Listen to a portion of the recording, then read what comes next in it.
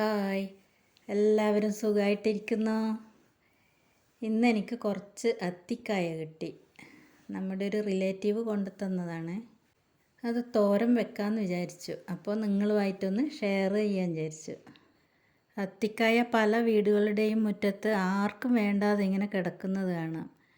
ഇതിൽ നല്ല പോഷകമൂല്യങ്ങളൊക്കെ അടങ്ങിയിട്ടുണ്ടെന്ന് ആയുർവേദ ഡോക്ടർമാരൊക്കെ പറഞ്ഞു കേട്ടിട്ടുണ്ട്. അപ്പോൾ നമുക്ക് തോരൻ വെക്കാൻ തുടങ്ങാം. ആദ്യം ഇതിൻ്റെ തൊലി നല്ല പോലെ കളയണം. ഒരു കറ പോലെ ഉണ്ടാവും, അത് മുഴുവനായിട്ടും കളയണം. തൊലി കളഞ്ഞതിന് ശേഷം അത് നെടുകെ ഇങ്ങനെ മുറിക്കുക. ഉള്ളിൽ ഇങ്ങനെ പിങ്ക് കളറുള്ളതാണ് തോരൻ വെക്കാൻ നല്ല പാകത്തിനുള്ളത്. ഇതിൻ്റെ ഈ ഭാഗം ഇങ്ങനെ ചെത്തിക്കളയണം. രണ്ടിൻ്റെയും കളയുക.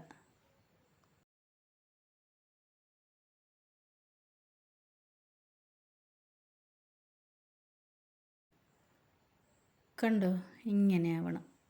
ഇനി നമുക്ക് ഇത് ചെറുതായി കട്ട് ചെയ്തെടുക്കണം.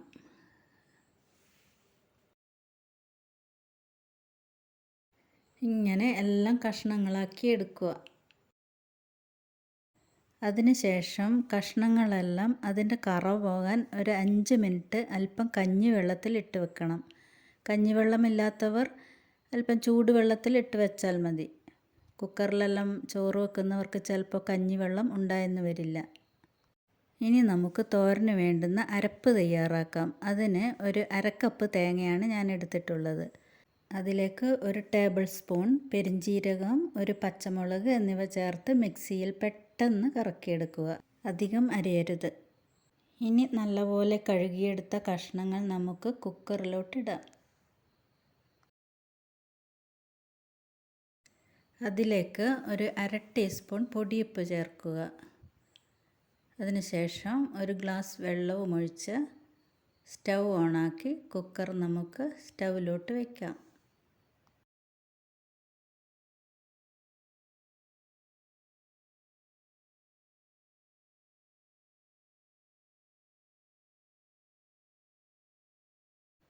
മൂന്ന് വിസിലിന് ശേഷം സ്റ്റൗ ഓഫ് ചെയ്യാം. ഇനി ഒരു പാൻ സ്റ്റൗവിലോട്ട് വയ്ക്കാം. അതിലേക്ക് ഒരു 3 ടേബിൾ സ്പൂണോളം വെളിച്ചെണ്ണ ഒഴിക്കുക. വെളിച്ചെണ്ണ ചൂടാകുമ്പോൾ 1 ടേബിൾ സ്പൂണോളം കടുക് ഇടുക. കടുക് പൊട്ടിയതിന് ശേഷം ഒരു വറ്റൽമുളക് ഇടുക. അല്പം കറിവേപ്പിലയും ചേർക്കണം.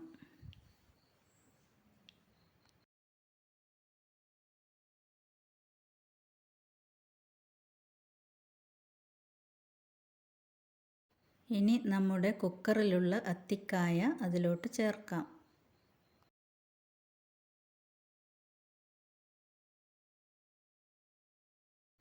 അതിലേക്ക് ഒരു 1/2 ടീസ്പൂൺ മുളക് പൊടി, ഒരു 1/4 ടീസ്പൂൺ മഞ്ഞൾപ്പൊടി എന്നിവ ചേർത്ത് മിക്സ് ചെയ്യുക. ഇനി അതിലോട്ട് ഒരു സവാള ചെറുതായിട്ടരിഞ്ഞത് ചേർത്ത് നല്ലപോലെ മിക്സ് ചെയ്യുക.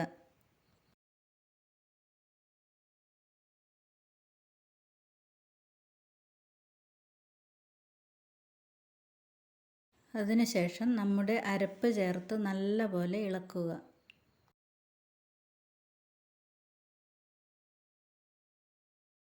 ഇനി മീഡിയം ഫ്ലെയിമിൽ അതിലെ വെള്ളം വറ്റുവോളം വേവിക്കുക. ഇതിലെ വെള്ളമൊക്കെ നല്ലപോലെ വറ്റിയിട്ടുണ്ട്. ഇനി നമുക്ക് സ്റ്റൗ ഓഫ് ചെയ്യാം. നമ്മുടെ അത്തിക്കായ തോരൻ റെഡി. എല്ലാവരും ഉണ്ടാക്കി നോക്കണം. നല്ല ടേസ്റ്റുള്ള തോരനാണ്.